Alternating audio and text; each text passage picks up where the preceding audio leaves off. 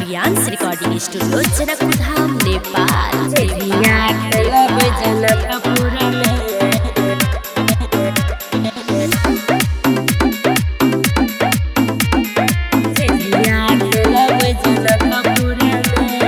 दिल्ली न मुंबई गोरखपुर में, दिल्ली न मुंबई गोरखपुर में झिझिया खेलब जनकपुर में, झिझिया खेलब जनकपुर में। दिल्ली न मुंबई गोरखपुर में, दिल्ली न मुंबई गोरखपुर में झिझिया खेलब जनकपुर में, झिझिया खेलब जनकपुर में। रियांस रिकॉर्डिंग स्टूडियो जनकधाम नेपाल। खेलब जनकपुर में डीजे ओम शंकर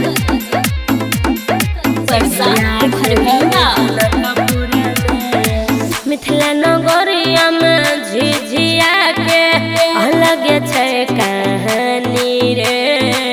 बरसों से चलन हमर पुरखा के छै निशानी रे, पुरखा के छै निशानी रे। मिथिला नगरिया में झिझिया के अलग छै कहानी रे। बरसों से चलन हमर पुरखा के छै निशानी रे। गरीब सखी के संग सुर में, गरीब सखी के संग सुर में झिझिया खेलब जनकपुर में, झिझिया खेलब जनकपुर में। दिल्ली न मुंबई गोरखपुर में झिझिया खेलब जनकपुर में, झिझिया खेलब जनकपुर में। रियांस रिकॉर्डिंग स्टूडियो जनकधाम नेपाल। खेलब जनकपुर में डीजे ओम शंकर